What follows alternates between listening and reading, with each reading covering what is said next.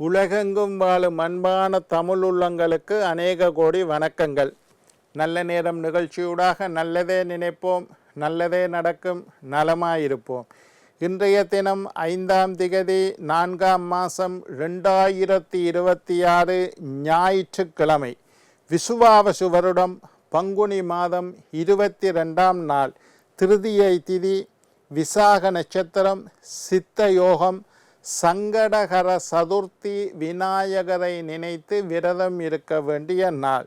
இன்றைய தினம் ராகுகாலம் 4:30 மணி முதல் 6 மணி வரை. இன்றைய தினம் யமகண்டம் 12 மணி முதல் 1:30 மணி வரை. இன்றைய தினம் நல்ல நேரம் 9 மணி முதல் 10:30 மணி வரை. இன்றைய தினம் குளிகன் நேரம் 3 மணி முதல் 4:30 மணி வரை.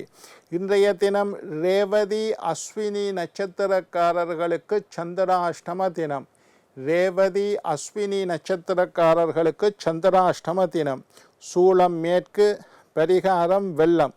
என்ன நேர்களே, வாருங்கள் இனி இன்றைய தினத்திற்குண்டான ராசி பலன்களை பார்க்கலாம்.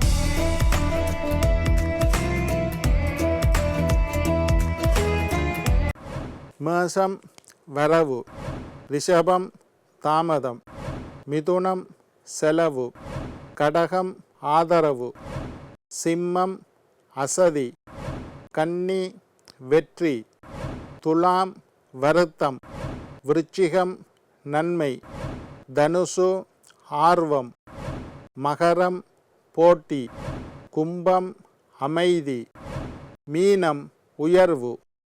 ஆன்மீக தகவல் பகுதியில் தொடர்ந்து உங்களை சந்தித்து வருவதில் மட்டற்ற மகிழ்ச்சி அடைகின்றேன். ஒவ்வொரு நாளும் ஒவ்வொரு புதிய அற்புதமான ஆன்மீக தகவல்களை உங்களோட பகிர்ந்து கொண்டிருக்கிறோம். அந்த வகையில் இன்றைய தினமும் சில நல்ல விஷயங்களை உங்களோட பகிர்ந்து கொள்ளலாம் என்று காத்திருக்கிறேன். எங்களுடைய நிகழ்ச்சிக்கு நீங்கள் தரக்கூடிய ஆதரவு என்னை மகிழ்ச்சி அடைய செய்கின்றது. எங்களுடைய நிகழ்ச்சி சம்பந்தமாக ஆன்மீகம், ஜோதிடம், வாஸ்து, எண்கணிதம் சம்பந்தமாக ஏதாவது கேள்விகள் இருப்பின் சக்தி டிவி நல்ல நேரம் நிகழ்ச்சி தயாரிப்பாளர் கீழ்கண்ட முகவரிக்கு கடிதம் மூலம் என்னை தொடர்பு கொண்டால் தொடர்ந்து வரக்கூடிய நிகழ்ச்சிகளில் தகுந்த கேள்விகளுக்குண்டான பதில்களை தொகுத்து தர காத்திருக்கின்றேன். இன்றைக்கு என்னத்தை பற்றி பார்க்க போகிறோம்னா, கண் பார்வை. கண் பார்வை நேத்திரம் பிரதானம், உடம்புல தல பிரதானம் என்று சொல்லுவோம். சமஸ்கிருதத்தில் ஒரு வாக்கியம் இருக்குது, தேகே சிரசு பிரதானம். சிரசில் நேத்திரம் பிரதானம், கண்ணு பிரதானம். ஒரு மனிதனுக்கு கண்ணு பிரதானமான ஒரு உறுப்பு. அந்த கண்ணில் பார்வை சம்பந்தமான கோளாறுகளை ஜோதிட ரீதியாக எப்படி கண்டுபிடிப்பது என்பதை பற்றி இன்றைக்கு பேச போகிறேன். கண் பார்வை என்பது முக்கியமான விஷயம் என்று எல்லாருக்கும் தெரியும். கண்ணுக்குரிய கிரகம் யாருன்னா சூரிய பகவான்.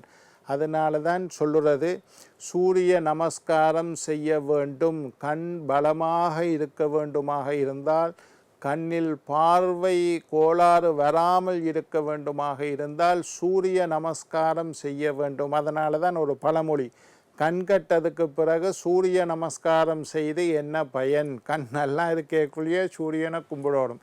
கண்ணு கெட்டு போனதுக்கு பிறகு சூரியனை கும்பிட்டு எந்த பயனும் இல்லை. இதில் இருந்து தெரியுது கண்ணுக்குண்டான கிரகம் சூரியன். ஜாதகத்தில் சூரியன் பலவீனப்பட்டால் கண் சம்பந்தமான கோளாறுகள், நோய்கள், பிரச்சனைகள் வருவதற்கு அதிகமான வாய்ப்புண்டு. ஜாதகத்தில் சூரியன் பலவீனப்பட்டால், சூரியன் 6, 3, 6, 8, 12 போன்ற இடங்களில் சூரியன் மறைஞ்சிட்டாருன்னா கண் சம்பந்தமான நோய்கள் வரலாம். சூரியன் பகை நீசம் அடைந்தால் கண் சம்பந்தமான கோளாறு வரலாம். ஆயுள் ஸ்தானம் என்று சொல்லக்கூடிய 8வது வீட்டில் சூரியன் மறைந்து விட்டால் கண் சம்பந்தமான கோளாறு வரலாம். உங்களோட ஜாதகத்தை எடுத்து நீங்களே பார்க்கலாம். லக்னம் என்று ஒரு இடம் போட்டிருப்பினோம். அந்த லக்னத்திலிருந்து எண்ணி வாங்கோ. 3ல் சூரியன் இருந்தால் சூரியன் மறைஞ்சிட்டார். 6ல் சூரியன் இருந்தால் சூரியன் மறைஞ்சிட்டார், 8ல் சூரியன் இருந்தால் சூரியன் மறைஞ்சிட்டார், 12ல் சூரியன் இருந்தால் சூரியன் மறைஞ்சிட்டார். லக்னத்தில் இருந்து வலமாக எண்ணி வரும்போது 3, 6, 8, 12 இந்த 4 இடங்களும் மறைவு ஸ்தானம் என்று ஜோதிட சாஸ்திரம் சொல்லுது.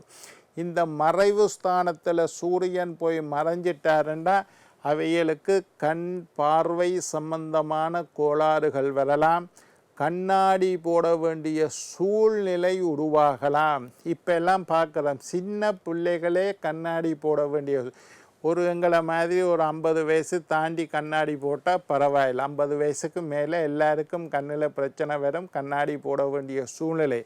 12 வயசு பிள்ளையே கண்ணாடி போடுது, 20 வயசு இளைஞன் கண்ணாடி போடுகின்றான். இதெல்லாம் இந்த சூரியன் மறைஞ்சார். ஜாதகத்தில் பாருங்கோ, எல்லா கிரகமும் பகை, உச்சம், சமன், நீசம் என்று போட்டிருப்பினோம்.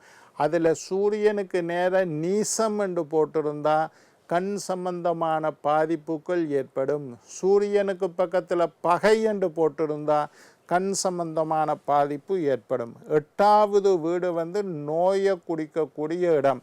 கண்ணை குறிக்கக்கூடிய கிரகமாகிய சூரிய பகவான் நோயை குறிக்கக்கூடிய இடமான 8வது வீட்டில் இருந்தால் கண் சம்பந்தமான நோய்கள், சில பேருக்கு தூர பார்வையில் பிரச்சனை, சில பேருக்கு கிட்ட பார்வையில் பிரச்சனை, சில பேருக்கு புஸ்தகங்கள் வாசிக்கிறதுல பிரச்சனை, சில பேருக்கு கண் கோளாறுனால தலைவலி வரலாம், சில பேருக்கு கண்ணில் இருந்து கண்ணீர் ஊற்றலாம், கண் எரியுது, இந்த மாதிரி பலவிதமான பிரச்சனை இருக்குது. சூரியன் 8ல் இருந்தால் கண் பார்வை சம்பந்தமான கோளாறு, கண் பார்வை மங்குறது, இளம் வயதிலேயே கண்ணாடி போட வேண்டிய சூழ்நிலை உருவாகிறது, கண் பார்வை திடீரென இல்லாமல் போடுறது, நல்லா இருப்பினும் திடீரென்று கண் பார்வையில் பிரச்சனை, இந்த மாதிரி கோளாறு வாரது, இதுகள் எல்லாம் இருக்குது. மாலைக்கண் நோய், மாலைக்கண் நோயின்றா இரவில் கண்ணு தெரியாது, அப்படியும் ஒரு நோய் இருக்குது. பகலில் எல்லாம் நல்லா தெரியும், ராத்திரியானால் கண்ணு தெரியாது. அதே நேரத்தில் சரியான வெளிச்சம் இல்லையண்டா கண்ணில் பார்வை, தூரத்தில் உள்ள நிலவை பார்க்கல 2ஆக தெரிகிறது, ரெட்டையாக தெரிகிறது, புகை பிடித்தது போல் தெரிவது, உருவம் மங்கி காணப்படுவது, இதெல்லாம் கண் சம்பந்தமான கோயில். சரி, இதுக்கு என்ன செய்யணும், என்ன பரிகாரம் ஐயாண்டா? முதலாவது கண்ணுக்குண்டான தெய்வம் சூரியன் என்பதனால் சூரியனை வணங்கி வாருங்கள். காலையில் 6 மணியிலிருந்து 7 மணி ஒவ்வொரு நாளும். இதிலையும் சூரியனுக்குண்டான நாள் ஞாயிற்றுக்கிழமை. ஞாயிற்றுக்கிழமை 6 to 7 சூரிய ஓரை.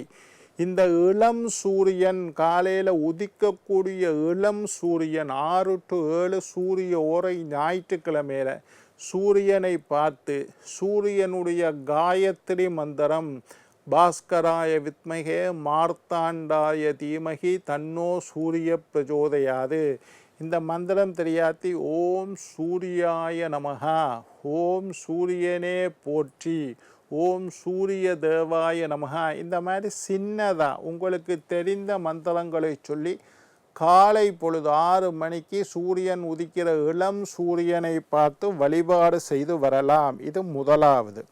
2வது, அம்மன் கோயிலில் உள்ள பைரவர் 9 வெள்ளிக்கிழமை வைரவருக்கு, எந்த வைரவர்?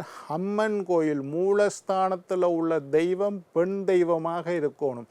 அப்படி அம்மன் கோயிலில் இருக்கக்கூடிய பைரவருக்கு 9 வெள்ளிக்கிழமை வில்வ இலைகளினால் மாலை அல்லது செவ்வரளி மலரினால் மாலை செய்து நெய் தீபம் ஏற்றி வழிபாடு செய்து வந்தால் கண் சம்பந்தமான நோய்கள் இல்லாமல் போகும். சில பேருக்கு கண்ணில் கட்டாக் என்று சொல்லுவினோம், கண்ணில் புறையோடுறது, கண் மறைகிறது, சின்ன சத்திர சிகிச்சை செய்யணும்னு சொல்லுவினோம். அந்த மாதிரி இருக்கக்கூடியவர்கள் எல்லாம் வெள்ளிக்கிழமையில் இதை செய்யணும். அம்மன் கோயிலில் இருக்கக்கூடிய பைரவர், எல்லா கோயிலையும் பைரவர் இருப்பினம், மூலஸ்தானம் பெண் தெய்வமாக இருக்கக்கூடிய ஆலயத்தில் இருக்கக்கூடிய பைரவருக்கு வெள்ளிக்கிழமை 9 வெள்ளிக்கிழமை தொடர்ந்து வில்வம் இலையினால் மாலை சாட்டுங்கள் அல்லது வில்வம் இலையால் அர்ச்சனை பண்ணுங்க. மாலை சாத்துற அளவு நிறைய கிடைக்கலன்னா அர்ச்சனை பண்ணுங்க வில்வம் இலை அல்லது செவ்வரளி மலர். இந்த ரெண்டில் ஒன்றுனால அர்ச்சனை செய்தாலோ மாலை சாத்தி நெய் தீபம் ஏற்றி பைரவரை அம்பாள் சன்னிதானத்தில் உள்ள பைரவரை வழிபாடு செய்து வந்தால் கண் சம்பந்தமான நோய்கள் நீங்கும். கண் சம்பந்தமாக சத்திரை சிகிச்சை செய்ய வேண்டியவர்கள் இந்த மாதிரி வழிபாடை செஞ்சுட்டு செய்யுங்க, உங்களுக்கு சிகிச்சை சக்ஸஸ் ஆகும். இது ஒரு விஷயம். பார்வை அற்ற 5 பேருக்கு அன்னதானம் செய்கிறது சுபம். அதாவது பார்வை இல்லாதவர்கள், குருடர்கள், நாங்கள் ரோட்டில் போய்க்கல பிச்சைக்காரர் இருப்பினோம், பிச்சை எடுத்துக்கொண்டு இருப்பினோம், கண் தெரியாதவர்களாக இருப்பார்கள், குருடர்களாக இருப்பார்கள், கண் பார்வை முற்றாக இழந்தவர்களாக இருப்பார்கள். அந்த மாதிரி வறியவர்களுக்கு பிச்சை போடுங்கோ, இது பெரிய புண்ணியம். குருடர்களுக்கு பிச்சை போடுவது பெரிய புண்ணியம். உங்களுக்கு கண்ணில் உள்ள நோய்கள் இல்லாமல் போகும். அதே மாதிரி வறியவர்கள், ஏழைகள், எளியவர்கள், ஒரு கண்ணில் அவைகளுக்கு பிரச்சனை இருக்கும், டாக்டர்கிட்ட போய் கண்ணாடி ஒன்று வாங்கி போடுறதுக்கு காசு இல்லை. நிறைய பேர் அந்த தான தர்மம் செய்கிறத நான் கேள்விப்பட்டிருக்கிறேன். கண்ணாடி கடைக்காரர் எல்லாரும் ஏழைகளுக்கு கண்ணாடி வாங்கி கொடுப்பினோம். அது மாதிரி நீங்களும் உங்களுடைய செலவில் அவருக்கு கண் பரிசோதனை செய்து கண்ணாடி வாங்கி போட வசதி இல்லாதவர்களுக்கு கண்ணாடியை வாங்கி கொடுங்கள். இந்த மாதிரி தான தர்மங்கள் செய்து வந்தால் உங்களுடைய பார்வை சம்பந்தமான கோளாறுகள் நீங்கும். என்ன நேயர்களே, நாளை மற்றொரு நிகழ்ச்சியில் உங்களை சந்திக்கும் வரை உங்களிடம் விடைபெறுவது உங்கள் ஜோதிட சித்தர் டாக்டர் ராஜராஜ குருக்கள்.